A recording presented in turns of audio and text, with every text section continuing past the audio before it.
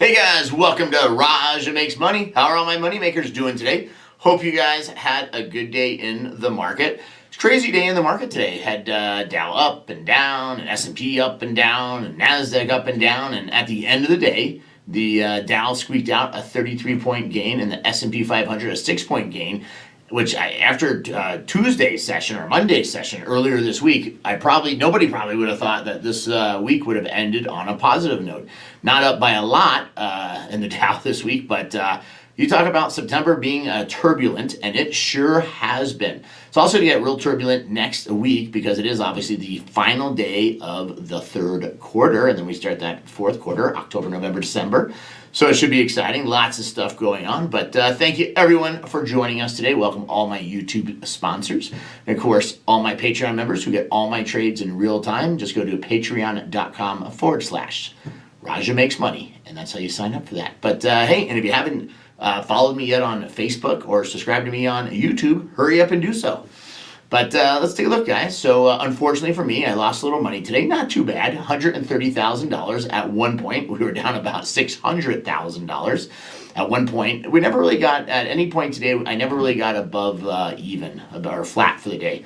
So I thought Lucid recovered nicely. At one point, Lucid was all the way down to $24 and 39 cents, so over a point down. I was like, oh God, here it comes. So I thought it actually had a really good recovery today, and was very pleased with it. So overall, like I said, good recovery, and everything's looking pretty good.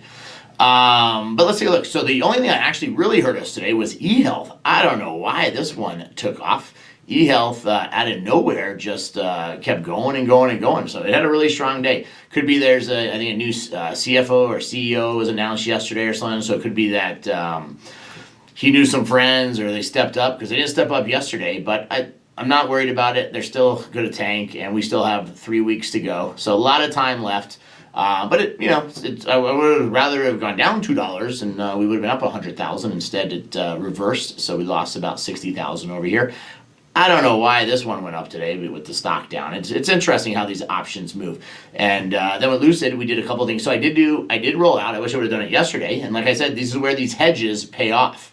So I did remember yesterday I rolled those 28s down to the 27s, and we picked up that money. And then I had that order and I never got filled. And then I finally was able to roll the 27s down to these 26s. So I picked up some money. So we'll have an extra $2,500 coming in still. But it was free money. I mean, on 10,000 contracts at 6 cents, it was an extra 60 grand. If I would have got it done yesterday, it would have been an extra 175 grand. But this is where those hedges pay off, and you really need them. This is also where the market makers manipulate and try and get you to do some stuff that you don't always want to do. So as you can see, and also, like I said, with the 10,000 contracts, so I have 5,000 that I did right at because I do need a hedge. It's a large position, and if all of a sudden this thing tanks on Monday or something I'm expecting Monday morning. I think it's going to start off pretty strong. I don't think it's going to end the week very strong. I don't even know if it'll be strong on Tuesday, but I'm expecting Monday to see a little pop, excitement around the tours and delivery of vehicles. And I mean, Lucid's got to put out some kind of news. If Lucid says we're delivering a car to somebody today, I think that could really pop the stock. But who knows what to expect. I mean, like I said, it had an amazing recovery, and it actually finished the day up a penny. Now, it's also interesting to note, usually if it's flat or moves around, this shouldn't move so much. So for this to come down, and also the volume in the stocks come way down, so that means the volatility levels are coming down as the markets get more stable. And this is kind of risky because it is it's only 40 cents in the money, 42 cents or 43 cents in the money, and this is a $2.50 premium, so it's a $2 premium for a 3-week return on an option is pretty strong. So I'm gonna, like I said, Monday. If it goes down Monday, I may sell 5,000 of these contracts and just get out of it. I may write the 25s for $1 or something, $1.50, and get a nice premium, and then hope it runs. So there's a couple of moves to make with it. I like I said, I'm comfortable because I still have those 2 extra weeks to hedge. Next week and the week after. So I mean, like I said, we're back to, like we've discussed. This is 250. We've pulled out a lot of money hedging it. if we were to write, 5,000 more of these at, 80 cents, if it's, sitting around the same, I can go lower. If I went to if the price was the same, let's say on Monday, it really didn't move, I could write the 26s for like $1.20, it'd be $1.2 million. So we can cut a lot of this down and try and hedge our profits that way. Of course, the flip side, it takes off.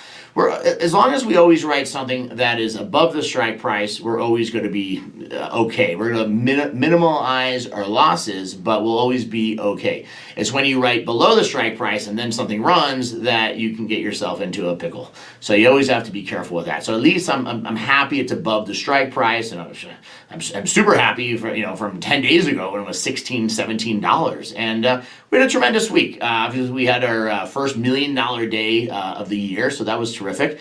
And at the end of the day, we are up for the week $800,000. So nothing to. I think an $800,000 positive week and getting us almost back to near even and touching actually one of the twice this week we were actually in the green for the year, but back below it a little bit now. I thought it was tremendous and was very pleased. So that's what we got there. Interesting enough, Costco stock is doing amazing. It was up huge today, but they're starting to put restrictions on stuff like toilet paper and different products again. And it's not that there's a shortage. It's not that everybody's going to the bathroom more because they're disgusted with how our country's being ran or anything like that. What it is shipping supplies or shipping containers. So Costco, even on their own, rented 3 boats that hold 800 to 1,000 containers each. So that's basically 800 semi-trucks to 1,000 semi-trucks, so a lot of product. And they're just running their own logistics to get products from China and other places to the U.S. and other distribution ports, because it's just crazy how all these problems have occurred and keep occurring. So, but like I said, Lucid, our big one today, up 1 penny. So I thought that was tremendous. At one point, it got up about 20 cents, 25.66. Then it was looking good. That was when we were pretty much flat. Would have had actually a little profit for the day. Cryptocurrency, China is causing all sorts of chaos, saying they're basically outlawing it again and banning it, whatever. So it was improving. Everything was looking good. Yesterday, our Coinbase account was looking good, and we actually were up over $70,000 for a little while, and now we're back down to 67. So if you look at the yesterday right here, we hit 71,259. It went way down, 61,000, and now we're stabilized around 67. My guess is it'll probably stay pretty stable over the weekend, and maybe you'll see a little pop on Monday. Maybe you'll see a little uptick, from here. I don't think it's going to crash more over the weekend because the news in China is out. It's not like they don't know about it yet. So that is what it will be. Let's take some comments. What do you guys got for me today? KSC Zap says, closed all my covered calls today. Looking for a run on Lucid. Like I said, I am looking for a run on it too. I'm thinking, Monday, it had a run today. From the sell-off, it came back strong. I was like, oh, here it comes again. We're going to go back through this, miserable thing. But, when you look at the chart, you look at the 1 month chart on this thing, you look at the 6 month chart, it's a roller coaster here. But, it pops, and, it just takes a little bit of news. So, I like I said, with my size position, I wanted to have some protection. And also, like I said, at $27, I would have done the 26 if I was really worried. But at $27, I felt I have a $2 upside. So if the stock goes to 20, and even at the 86 cents, I'm basically, if the stock was $27.86, this is going to be $3.50, and this is worst case scenario 86 cents. And this will probably be $4 if the stock goes to $28, and worst case scenario. So this would be on Monday. If it goes to $28 on Monday, this will be like $2, and we'll be down 500 grand. It'll be up 1.5 million, and I won't care. And I'll probably honestly I would close 5,000 contracts out and be done with them if it does. So we'll play around. We'll see how it is. And also this position here, we have 293,000. This goes above $27. This becomes pure profit. This 293,000. And this one we did roll out from this week. We made a little money and rolled it out. And like I said, this is my progressive. Like last time, we'll just keep adding to it and keep hopefully making money. John says, Safe Moon, most upside in cryptocurrencies in my honest opinion. I don't know. I was actually surprised on the crypto. The one that's really doing well for me is this Cody. I don't know why this one is up so strong today. It's been up like 13, 14, 15%, so doing well. Brandon says the last time Powell came out and spoke, eHealth did the same thing. Not worried either. Yeah, no, not worried at all. What else we got here? Justin, up 800K for the week. I'll take that anytime. Yes, I was very happy. Like I said, very happy to be up 800,000 for the week. Satoshi, Raja, look at Walmart. They are building a lot of warehouses to compete with Amazon. Some big news will be coming soon. Yeah, I mean, Walmart's about one of the only ones that could really give Amazon a run for their money, brand-wise and distribution and everything. I mean, Costco's good, but those are just warehouses. It'd be hard for them to compete, and selling in bulk and stuff. But I mean, Amazon's a beast. I mean, they're building everywhere, and I mean, they're building their own transportation. They're not going to be dependent on UPS or the U.S. government postal service. I mean, it's crazy what they're doing and their infrastructure. I mean, here's the thing with Walmart. Walmart's near its highs. But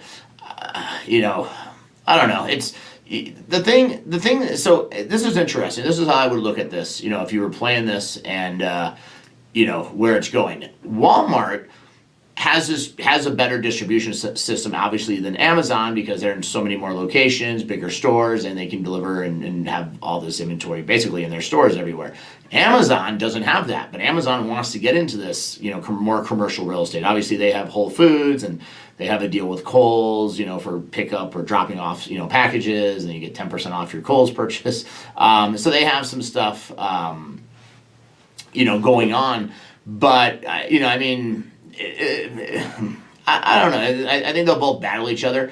Amazon's got a great, huge lead in the, obviously the home delivery business. Walmart would really have to step it up. And I don't think Walmart right now has the infrastructure of the delivery vehicles. Amazon has all these cars. I mean, I'm blown away. Sundays and you get products in a day, and it's crazy. I mean, I don't know how they do it. I mean, I order a product that you'd order a product on Amazon right now that costs $2. I don't know. I needed a battery the other day for a remote control for my car. You order a battery, it's $1.99, and they deliver it the next day, and it's free shipping or part of my 129 whatever it is a year for Amazon Prime. How do they do it? And I mean, they have to be losing money. It doesn't even make any sense how they can make it work, but they do. So I don't know. Christopher says, eHealth, I took the hedge off this afternoon, looking for that to drop this week coming. Yeah, like I said, I think today was a little miracle pop. Who knows? Toma, Verizon, and AT&T keep going down. Any thoughts on future prices for them? Not really. I don't really play them. AT&T's, I think, they're both, media companies now with so much stuff going on. It's hard to say what, it's hard to say, with all their acquisitions and, things they're selling off, where they'll go. But I mean, honestly, if you look at the 52-week range, I mean, this thing's like a 10% range, so it's kind of near its lows, for the year.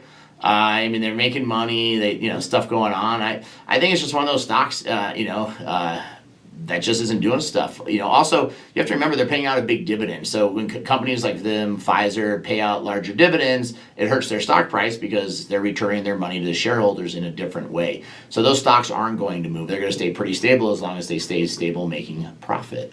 Brian Sanders, California is hitting Amazon with a bunch of rules that could hurt them when they build the warehouses out in San Diego. Walmart has balked at building more in California. All these people can say whatever and do whatever. I can tell you right now, this country knows we need Walmarts, we need Amazons, we need these companies, we need jobs, businesses to keep things going. I remember, neighbors would be like, we don't want a Walmart in our neighborhood or, stuff. But, at the end of the day, they all get built. So Judy says, isn't Cody owned by Calvin and Gucci? I honestly have no clue. So I couldn't answer that. I could not answer that for you. Cher says, I am fascinated listening to you. Thank you. Well, thank you, Cher. Thank you for listening to me. Satashi just built one outside of Chicago. It's huge. One in Texas has its own airport. Wow. Yeah, I know. I mean, like I said, they're just building and building and building. Lightwear says Hilton. So, Hilton, make up 16% today. So, well, if you're asking about hotels, here's the thing with the hotels and everything going on with them. Hotels are resort hotels in places in nice areas, warm weather, beaches, resort areas, probably like ski resorts this wintertime. They're going for triple the price. They're up on average 200 to 600%. I was looking at taking Jackie to Hawaii, and I was shocked. I mean, I don't mind spending some money. I'm not a cheapo, but you do get spoiled because I go to a casino. I spend a lot of money. I can win or lose, but everything's comped, and I'm getting rooms that would be $5,000 a night, and unlimited food and drinks, whatever I want. Basically in shows and spa. So when you are paying for stuff out of pocket, it's a little different. You got to kind of be like, oh my God, I mean, I don't know. Would you get you can go to Massage Envy. A massage is $59. I don't know, maybe $79. You go to a decent spa, it could be $100. A massage at the Cosmo for 90 minutes is like $280. So there's variances at resort hotels and prices they charge. But yeah, so like Hawaii for just a basic room in Maui is like $1,800 a night. In December it was crazy the prices. But yeah, everything is up 200 to 600%. But then you still have like hotels by airports and the more travel and business locations in downtowns that are empty or very cheap. I'm sure a hotel in New York right now in Manhattan, if you wanted to go to New York and see a play and some of that stuff with Broadway back open, it would be much cheaper than it would have been 2 years ago. So it's different areas, different markets, and where people want to go. And it's crazy how it's all pricing. Plus with the vehicle shortages, if you want to rent a car, they're way up in price. Everything's just getting so very, very expensive. So I don't know. I mean, you got to kind of look at the hotels, or what you're investing in, where they're located. At some point, it said again, it said COVID is looking better. The Delta variant's slowing down, but 2000.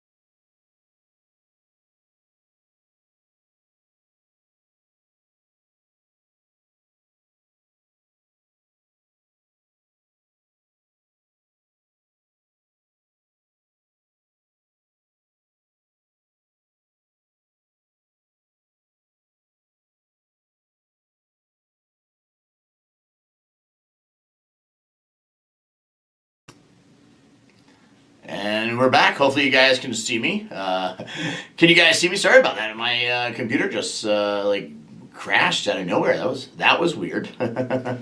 So hopefully you guys can see me. I'm back. Give everybody a second. Let me know if you can see me. Let's see here.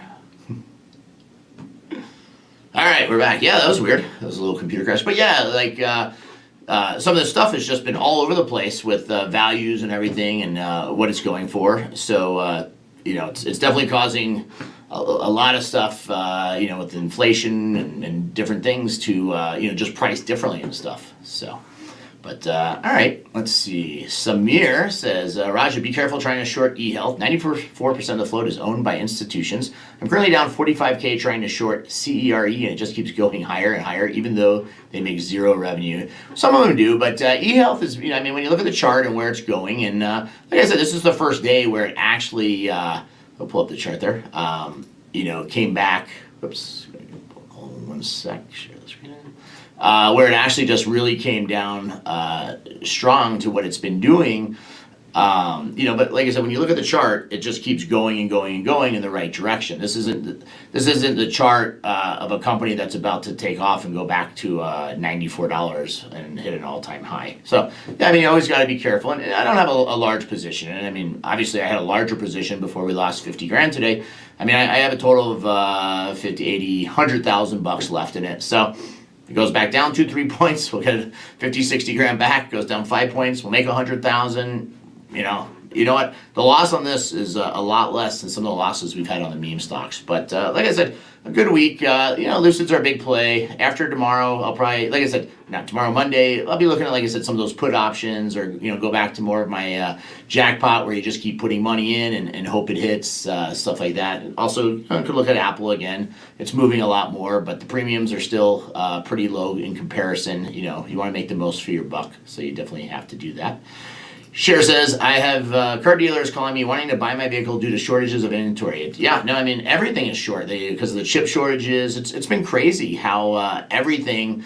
It's crazy how we had this incredible country with no issues. You need 3 cases of water, go get it. You want a box of toilet paper, it's no problem. But it's amazing how this has just wiped out everything, and it's created so many more businesses. Obviously, our government was, stimulated the economy with $6 trillion plus being dumped into it. But the problem is they're not dumping any more money right now. He has the infrastructure plan for $2 trillion or whatever. But that's going to take 20 years to spend $2 trillion on roads, bridges and stuff.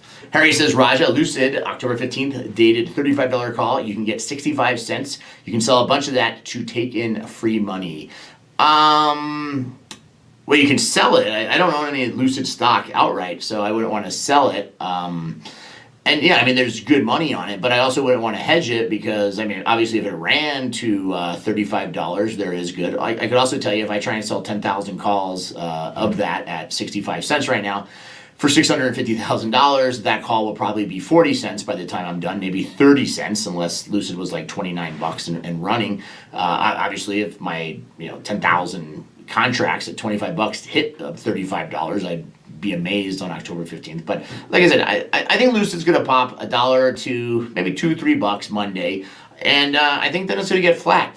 They already said, they basically, their tweet the other day kind of hurt them when they said, in celebration of 540 miles, we're going to, we're calling 540 people. And like I said, this is a company that's valued at $40 billion, and they're going to sell 540 cars, and they're not selling them next week. I don't know, probably over 3 months, 6 months. I don't think their production even in all of 2022 is going to be 3,000 vehicles. And even at $150,000, we did the math. If you take 500 vehicles at $100,000 each is $50 million, and you take another, if they're 150 grand a vehicle, and you take another 50,000 times 500, it's another 25 million.